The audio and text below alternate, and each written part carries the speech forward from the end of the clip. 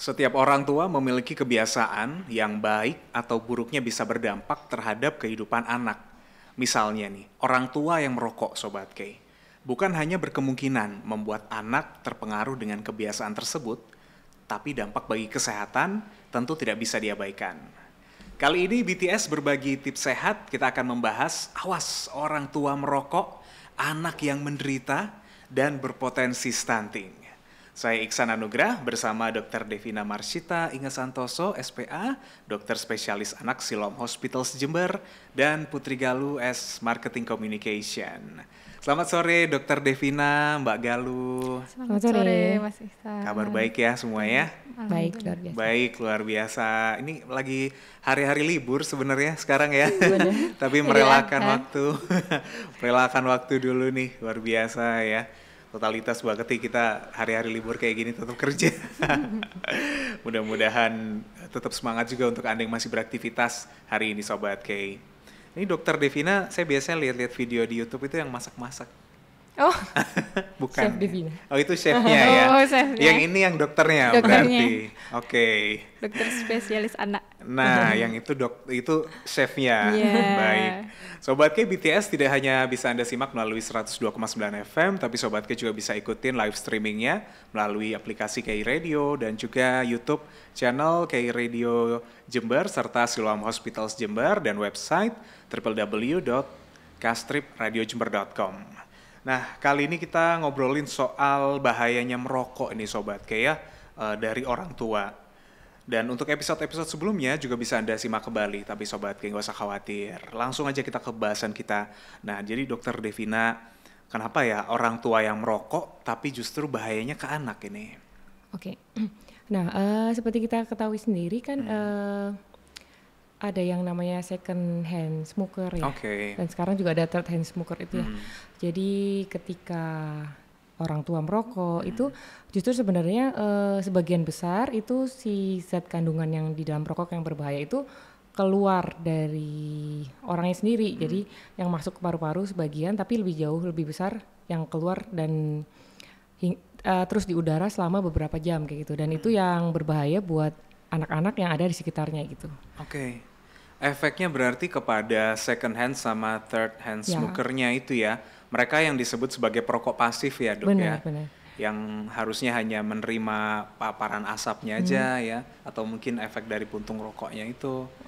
Oke. Kalau yang third hand smoker itu yang kita ketahui sekarang, jadi si zat yang berbahaya itu nempel ya, nempel di barang-barang di sekitarnya untuk jangka waktu yang lama juga, itu yang berbahaya juga gitu. Bener-bener, soalnya kan orang rokok bisa jadi dia di meja ya nempel atau pas ada mainan anak-anak di situ. Ya, benar-benar. Bahkan apapun yang bisa dijangkau lah sama mereka, itu yang akhirnya sangat membahayakan anak nih. Siapa di antara Sobat K ini? Biasanya yang paling ini melekat adalah di baju ya. Ternyata anak meluk terpapar. Iya benar. Bukan cuman baunya aja yang bajunya mungkin anak lo, ih kok bau rokok sih. Tapi ternyata efeknya bisa sangat berbahaya nih Sobat K. Nah, efek-efek inilah nanti juga akan kita bahas dalam BTS berbagi tips sehat. Tapi sebelumnya ya Mbak Galuh, kadang-kadang kan kalau misalkan anak ini menghirup asap rokok ya, kadang-kadang ada yang mereka sensitif. Tiba-tiba mereka langsung sesak atau mungkin bisa jadi ada penyakit-penyakit bawaan lainnya. Hal yang seperti ini tentu akan memicu kondisi yang gawat darurat ya. Nah makanya dari sini sangat penting sekali untuk kita dari awal kita juga udah harus mewanti-wanti nih. Kalau seandainya ada Sobat K atau mungkin siapapun yang punya kondisi ketika anak-anaknya tiba-tiba ketika menghirup asap rokok, kemudian ada penyakit bawaan, sesak dan lain sebagainya, mereka harus kemana ini Mbak Galuh?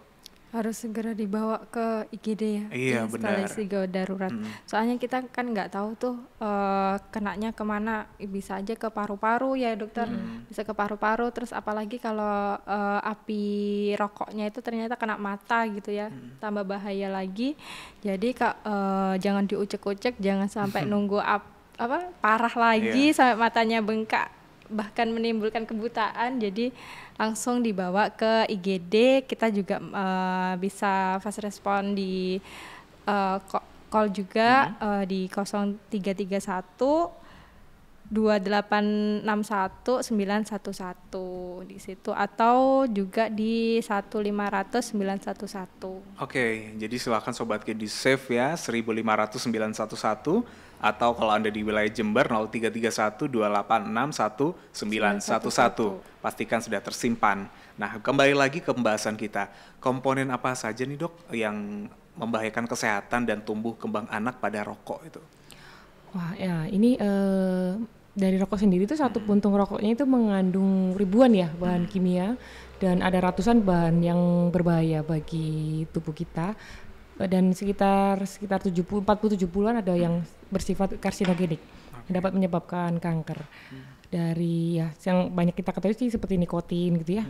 Selain itu ada tar, terus hidrogen cyanida, kemudian karbon monoksida itu yang sangat berbahaya buat tubuh kita sendiri. Oke.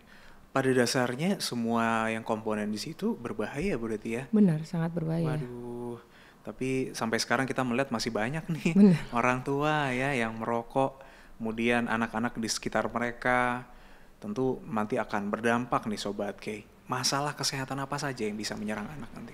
Nah ini ke anak sendiri itu banyak sekali, biasanya dia akan menyebabkan batuk ya, kalau sering terpapar. Dia akan menyebabkan batuk sampai yang kita ketahui kayak bronkitis, terus sampai pneumonia, radang paru, kemudian juga menyebabkan, karena batuknya sering menyebabkan otitis media akut, itu infeksi di telinga seperti itu, atau dia memicu alergi seperti asma, dia akan sering kambuh asmanya. Nah ini dia yang tadi sempat kita ulas di awal ya, mulai dari batuk, kemudian asma, sampai bisa ke infeksi telinga nih ya Dok. Nah apa yang menghubungkan ini nanti Dok? Jadi kalau kita kan ada saluran pernafasan ya, ada saluran di antara telinga dengan hidung. Itu pendeknya, kalau anak-anak itu lebih pendek dan lebih datar gitu. Kalau anak sering batuk, pilek, itu dia akan sering hubungannya ke jadi infeksi saluran tengah, infeksi telinga tengah. Jadi untuk anak-anak, tapi ini juga bisa berbahaya buat orang dewasa juga ya Dok. Benar, ya, infeksi telinga juga bisa menyerang ya? Bisa. Hanya pada anak-anak mereka lebih rentan lagi. Lebih sering lagi. Kalau kita mundur lagi nih pada janin Dok ya, bagi orang tua yang merokok bisa berdampak nggak pada janin mereka? Bisa bahaya banget, terutama ibu yang merokok ya. Dia akan sering sekali menyebabkan bayinya bisa lahir meninggal, atau kalau lahirnya bisa lahir prematur, dengan berat bayi badan lahir rendah seperti itu. Prematur, berat bayi yang rendah, kemudian kemungkinan terburuknya sampai meninggal. Atau keguguran ya kalau masih kecil ya, sering terjadi keguguran. Wih, bahaya banget dong. Jangan udah menanti-nanti ternyata ini ya. Ternyata nggak bisa mendapatkan ini buah hatinya itu Sobat K. Baik, nanti kita akan membahas kembali lebih banyak nih Sobat tentang bahaya merokok ya. Karena orang tua yang merokok, tapi ini bahayanya justru kepada anak. Tetap di BTS Berbagi Tips Sehat. Anda masih mengikuti BTS Berbagi Tips Sehat bersama Siloam Hospitals Jember. Saya Iksan, masih ditemani Dr. Devina dan ada Mbak Putri Galuh juga. Tentunya kita membahas tentang bahayanya orang tua yang merokok nih terhadap anak. Tadi sudah dijelaskan, rokok ini bisa berdampak mulai pada janin Sobat K. Ketika orang tua yang merokok berpotensi menyebabkan janin akan lahir prematur, kemudian berat badan yang rendah, bahkan sampai yang mengerikan itu adalah bisa memicu kematian nih Dok ya. Selain itu dari sifat rokok yang karsinogenik dan masalah-masalah kesehatan yang bisa menyerang anak mulai dari batuk ya sampai ke bronkitis, pneumonia, infeksi telinga. Pokoknya kalau dilihat-lihat gak ada efek bagusnya ya. Benar. Jadi buat orang tua yang masih merokok, Anda yang masih merokok perlu mempertimbangkan lagi nih Sobat K ya. Apakah ini Anda masih akan terus meneruskan merokok atau berhenti dari sekarang juga? Nah, karena kita dalam pembahasan kita ini adalah rokok termasuk kaitannya pada stunting. Pengaruhnya apa nih Dok? Ketika orang tua yang merokok nanti akan menyebabkan anak stunting. Jadi dari beberapa penelitian di negara menengah sih sebenarnya ya.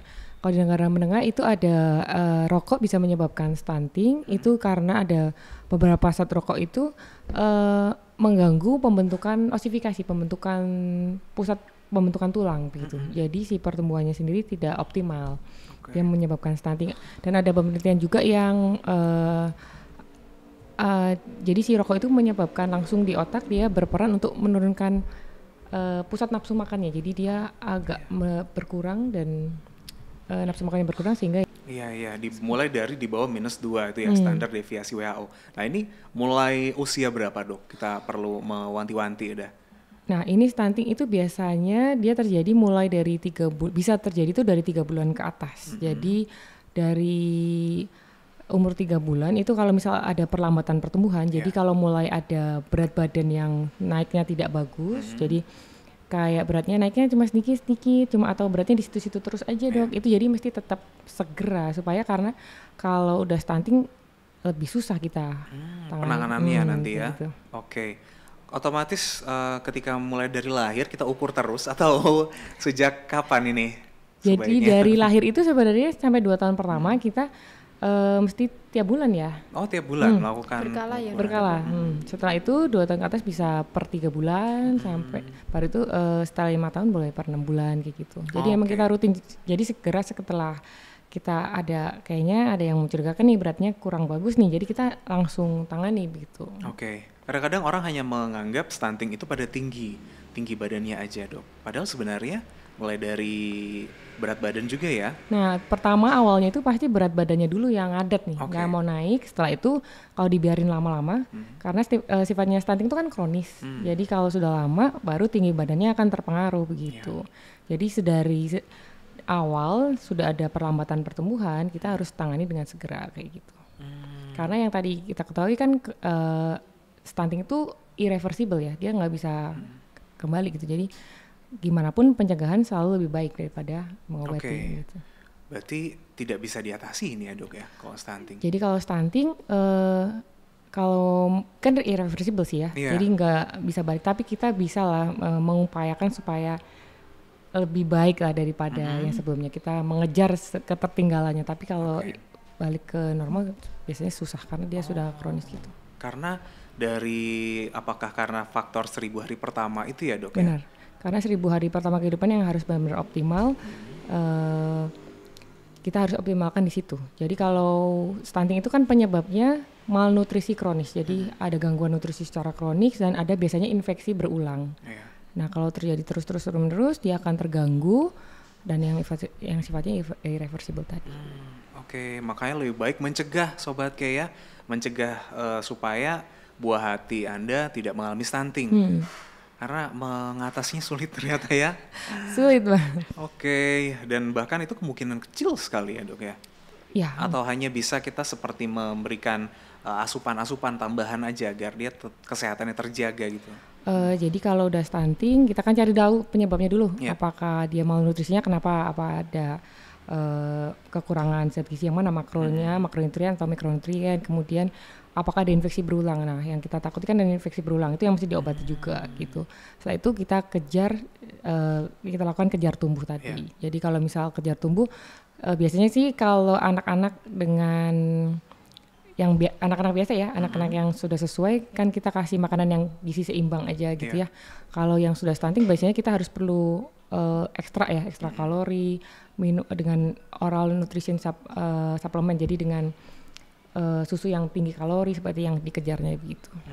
Oke. Dampaknya nih buat perkembangan anak gimana dok? Beda ya sama anak-anak yang normal ya? Benar, dari penelitian sih dari anak yang stunting biasanya ada IQ-nya sedikit lebih rendah dibanding dengan anak-anak. Kecerdasannya ya berarti berpengaruh. Daripada anak-anak yang dengan tinggi badan yang normal seperti itu. Selain IQ?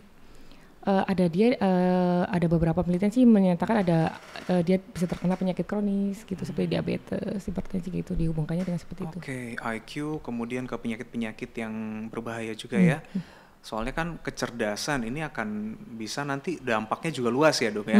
Mulai dari si anak itu ketika dia mengenyam pendidikan, khawatir dia akan tertinggal juga ya dengan teman-teman di sekitarnya.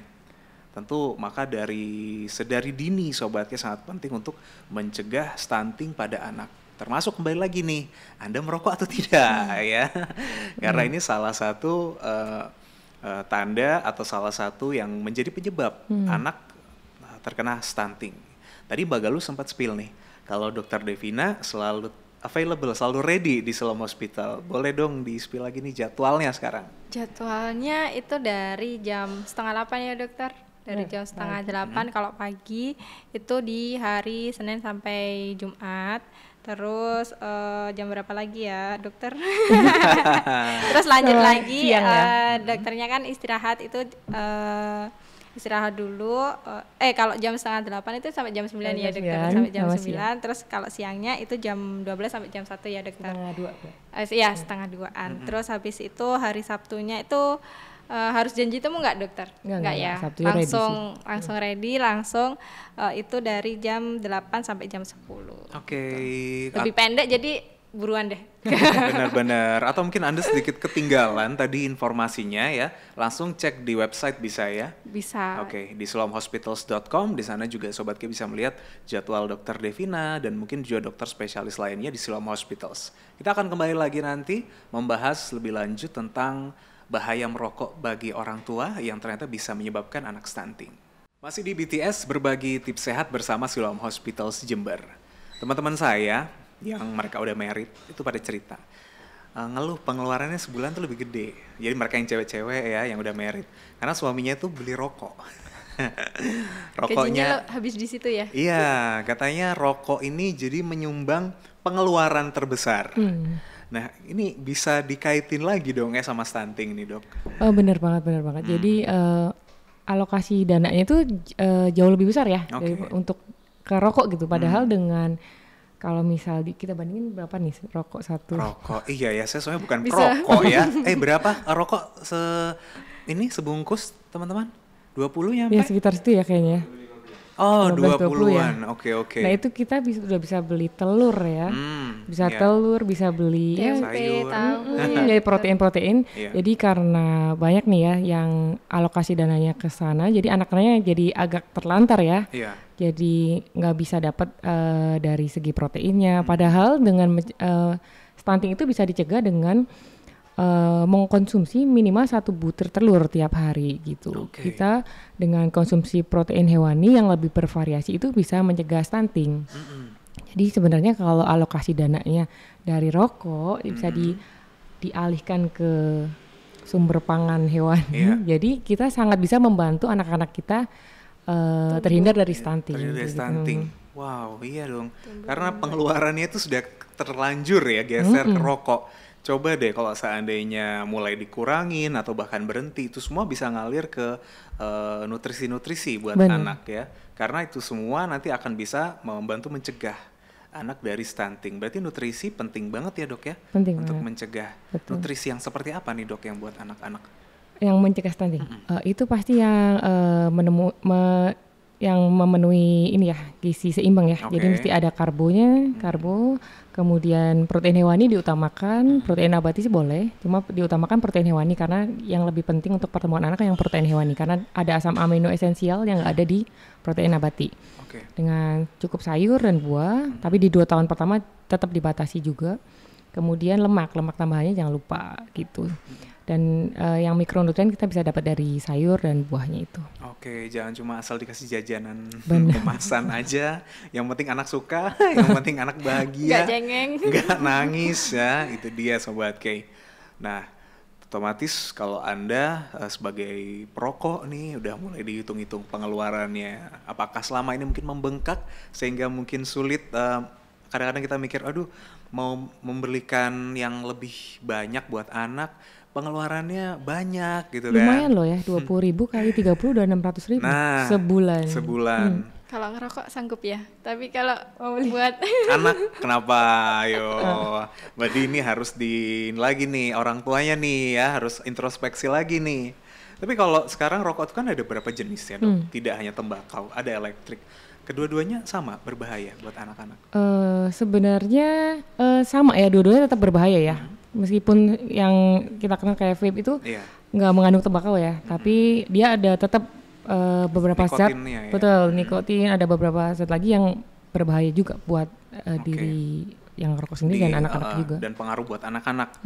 Wah, berarti nggak bisa dijadiin alasan dong. Saya udah pakai elektrik sekarang. Benar, nggak bisa. Sama aja berarti Sobat K. Kalau misalkan nih rumah kita itu masih terkontaminasi sama rokok. Soalnya kadang-kadang ada tamu yang rokok ya. Gimana supaya kesehatan anak-anak tetap terjaga nih, Dok? Nah, sebenarnya sih harusnya kita mau wanti-wanti untuk supaya tidak tamunya nggak merokok di dalam rumah ya. Yeah. Kalau bisa merokoknya di luar rumah. Apa karena si rokok yang tadi yang kita jelasin dia itu bisa lama banget loh, berbulan-bulan, berhari-hari, berbulan-bulan tuh dia tetap nempel ya di kayak sofa, meja seperti itu. Meskipun udah dibersihin atau jendelanya kebuka, ventilasinya kebuka, tapi si zat rokoknya tuh tetap nempel di barang-barang. Jadi sebaiknya nggak merokok di dalam rumah gitu. Atau disuruh keluar ya kalau emang merokok ya. Ketegasan orang tua berarti ya. Wah benar. Tapi takutnya nih karena tamu yang ngerokok orang tua ikut-ikutan sosialisasi gitu kan ya. Masa nggak berbaur gitu sama tamunya? Ya janganlah. Berarti kita harus membatasi karena gimana ada anak kecil di sana ya. Ini akan sangat berpengaruh. Antara asap rokok dengan anak, masih ada nggak jarak amannya gitu, Dok? Berapa meter? Nggak ada sama sekali ya. Nggak bisa ditolerir ya? Nggak bisa. Oke, berapapun jaraknya, sejauh apapun misalkan nih orang tua akhirnya beralasan, saya merokok di ruang tamu, anak-anak ada di belakang, di dapur. Nggak bisa. Tapi asapnya tetap jalan? Tetap. Masih bisa. Oke. Kalau misalkan melihat case yang seperti ini, berarti haruskah orang tua benar-benar berhenti merokok? Iya harus banget ya, karena banyak sekali ya dampak yang merugikan buat dirinya sendiri dan plus keluarga yang jauh lebih berbahaya lagi. Yeah. Jadi sebaiknya sih berhenti. Memang nggak bisa langsung mungkin ya, mungkin tapi harus beritikat. Harus berusaha ya dari diri sendirinya untuk berhenti. Oke, karena kalau dipikir-pikir lagi, selain pengeluaran ya, akhirnya pengeluaran berimbas sama kebutuhan buat anak-anak terkurangi. Kemudian efek kesehatannya juga seperti yang udah dibahas sama Dokter Devina tadi, itu semuanya akan menjadi pertimbangan lagi buat Anda Sobat K. Apakah Anda masih harus merokok? Kalau memang mau berhenti, memang ada tahapannya. Dan itu semua tidak mungkin secara instan ya. Tapi ada kok yang bisa instan, misalkan nih tiba-tiba kita butuh konsultasi. Bisa tetap ya secara instan ya, apalagi kadang kan konsultasi itu kan tidak harus bertemu langsung. Meskipun sekarang udah zamannya kita udah bisa lebih bebas daripada awal-awal pandemi gitu ya Mbak Galuh, tetap ada ya layanannya? Ada, jadi Sobat K bisa konsultasi ke Dokter Devina dan itu lewat HP aja bisa. Nah kebetulan kita sudah support untuk telekonsultasi, jadi di aplikasi MySiloam itu juga sudah bisa janji temu sama dokter untuk telekonsultasi. Jadi kayak video call gitu, tapi kita tidak memberikan nomornya dokter ya, tapi langsung dari aplikasi itu langsung. Jadi, MySiloam ya? Iya, di aplikasi MySiloam langsung tentukan jadwalnya kapan untuk telekonsul. Dokter Devina udah ready. Siap. Oke, jadi kan lebih memudahkan Anda yang mungkin jauh nih lokasinya ya dari Siloam Hospitals. Bisa jadi Sobat K mungkin udah pindah keluar kota tapi masih cocok aja nih konsultasi sama Dokter Devina. Jadi langsung lewat telekonsultasi. Apa yang nggak mungkin dengan perkembangan teknologi ini, yang penting Anda punya aplikasi MySiloam, baik itu di Play Store ataupun App Store Anda. Masih ada satu pembahasan lagi, kita akan mengulas ya mitos dan fakta yang beredar tentang orang tua yang merokok yang bisa menyebabkan anaknya stunting. Anda masih mengikuti BTS Berbagi Tips Sehat yang bisa Sobat K ikuti selain melalui terrestrial channel 102,9 FM. Silakan Sobat K bisa akses live streaming kapanpun dimanapun lewat aplikasi KI Radio, ataupun Anda bisa juga streaming lewat website di kastripradioJember.com. Untuk tayangan ulang dari konten-konten ini, Sobat K bisa tonton kembali di YouTube channel KI Radio dan Siloam Hospitals Jember. Satu yang tersisa adalah mitos atau fakta yang beredar nih Sobat K tentang bahaya orang tua yang merokok sehingga anaknya menyebabkan stunting. Sudah siap ya Dok ya? Nanti tinggal ditunjukin aja. Kalau fakta di kameranya ditunjukin ya. Mbak Galuh juga siap-siap, oke? Jangan sampai ada yang telat. Tinggal ngikutin aja di sebelahnya. Saya gak ngetes Mbak Galuh juga kok. Jangan ya, udah banyak beban Mbak Galuh setiap hari. Oke, yang pertama, Pasangan suami istri merokok berpotensi mandul. Mitos atau fakta, dokter? Fakta. Oh, fakta. Baik. Nah, hubungannya? Kalau untuk laki-laki sendiri kan si rokok bisa menyebabkan impotensi dan gangguan di kualitas sperma pasti ya. Oke. Kadang kalau di yang perempuan yang tadi dia bisa menyebabkan abortus, keguguran, kemudian bayi lahir rendah, prematur, seperti itu. Baik, sudah ada juga jawabannya Sobat Kea. Jadi jelas-jelas pasangan suami istri merokok berpotensi mandul. Memang ada yang bisa selamat ya dok ya, tapi itu juga kemungkinannya akan berbeda ya dengan orang tua yang tidak merokok ya. Oke, yang kedua, 15 menit setelah merokok boleh menggendong bayi. Mitos atau fakta? Mitos. Oh, mitos. Berarti tidak ada jangka waktu nggak ya? Nggak ada. Jadi kalau misal orang tuanya, kan tadi sebenarnya sebaiknya nggak merokok ya. Iya. Cuma kalau masih susah ya mesti di luar. Kalau mau ketemu anak ya mesti mandi ganti baju dulu semuanya. Baru boleh gendong-gendong anak. Oke, jadi kalau misalkan masih pelan-pelan dalam tahap ini ya, mengurangi rokoknya, harus mandi dulu ya, ganti baju. Mandi ganti baju dulu. Sama jangan sampai anak dibawa ke tempat-tempat yang tadi sudah terpapar ininya ya. Di ruang terbuka ya. Oh, jadi harus di luar ya? jauh-jauh. Nggak boleh di dalam rumah, nggak boleh dekat rumah lah, harus jauh. Oke. Oh, kalau merokok dilarang di rumah ya, di dalam rumah ya. Iya. Wah ini calon ini suami yang bagalu ini diwanti-wanti nanti ya. Jangan sampai dia merokok. Yang berikutnya, ibu merokok tidak boleh menyusui anak. Mitos atau fakta? Mitos. Ya? Tidak boleh ya? Iya, tidak boleh. Tidak boleh menyusui anak. Betul. Boleh. Sebenarnya jadi, boleh ya, Dok. Sebaiknya sih sebenarnya kan kalau menyusui jangan merokok sebenarnya ya. Cuma kalau misal masih merokok ya tetap harus dikurangi. Tapi kalau misal nggak dapat ASI pun lebih parah kan. Jadi dia kalau ASI itu kan masih ada kayak antibodi dari mamahnya. Ada beberapa zat baik yang dia dapat. Kalau nggak ASI, mamanya merokok sudah nggak dapat ASI kan malah nggak dapat apa-apa juga ya segi baiknya. Kalau gitu. menyusui harus nutrisinya tercukupi ya dok. Seperti itu. Oke, tapi ada dampaknya nggak dok ibu yang merokok menyusui ke anak ini dari air susunya itu? Sebenarnya kan ada kayak nikotinnya gitu, mungkin ada sebagian ada yang tetap masuk ya, cuma kadarnya kan pasti lebih kecil kayak gitu. Cuma yang bahaya juga kan yang nempel di bajunya juga sebenarnya. Kalau bisa sih jangan merokok sama sekali begitu. Hanya kalau memang sudah merokok ya mungkin masih proses untuk mengurangi, tetap anak harus disusuin, tetap diberi ASI Sobat Kei. Yang keempat, selain orang tua merokok, masalah stunting muncul akibat genetik. Mitos. Masih mitos. Mitos ya. Iya. Jadi stunting bukan karena genetik ya. Jadi tadi karena stunting itu karena malnutrisi kronis ya. Malnutrisi kronis dan karena infeksi yang kronis. Jadi kalau di 1000 hari pertama kehidupan itu genetik perannya masih agak sedikit ya. Dia lebih ke nutrisinya. Jadi bukan karena genetik jadi stunting. Jadi kita harus bedain sih ya. Ada yang namanya perawakan pendek.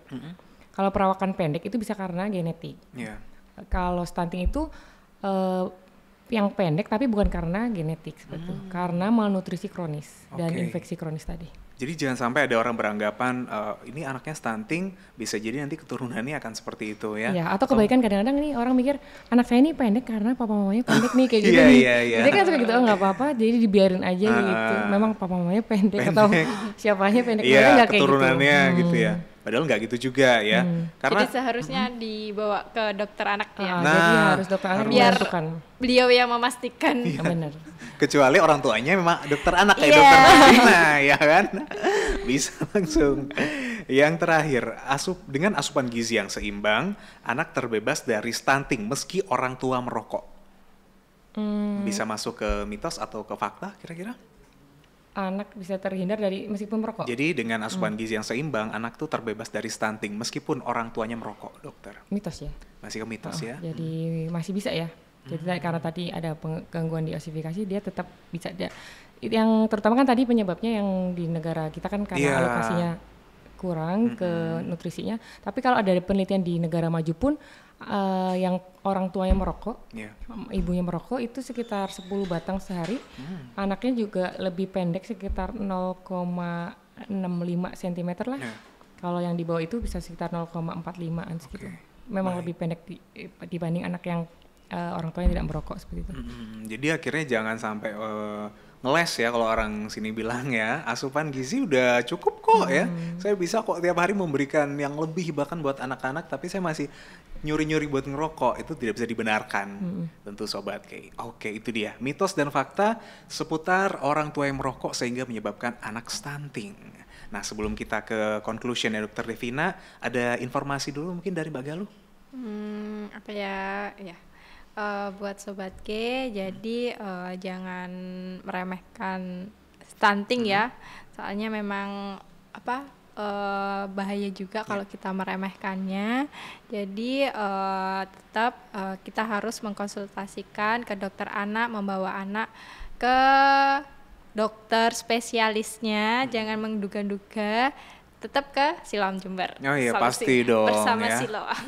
Iya, harus bersama Siloam ya, kapanpun dimanapun ya. Bahkan seperti yang tadi Mbak Galuh bilang tuh mengenai layanan gawat darurat juga, Anda misalkan nggak ada di Jember. Kalau di Jember kan ngubungin yang 0331 2861 911. Misalkan di luar kota dan Anda nggak tahu ya nomornya dengan langsung hubungi yang mana, tekan aja telekonsultasi di My Siloam. Oke, atau 1.500 911 itu ya. Jadi tinggal pencet aja 1.500 911, Sobat K bisa mendapatkan pelayanan gawat daruratnya. Baik. Terakhir conclusion dari Dokter Devina nih tentang bahasan kita. Kalau dari saya sih selalu ingat mencegah lebih baik daripada mengobati ya. Jadi karena stunting itu sangat berpengaruh ke masa depan anak. Jangan sampai kita nggak optimalkan gitu pertumbuhan anak kita, karena pertumbuhannya nggak akan terulang lagi gitu ya. Jadi kita yang harus sebagai orang tua harus yang usahakan nih, yang optimalkan bagaimana supaya anak kita bisa berkembang sesuai potensi genetiknya dan dia bisa mencapai potensi genetiknya seperti itu. Jadi memberikan yang terbaik. Memberikan yang terbaik lah. Jadi kita harus berikan makanan tadi yang seimbang, kemudian kayak paparan rokoknya kita harus hindari juga. Jadi supaya tumbuh kembang anak optimal ya.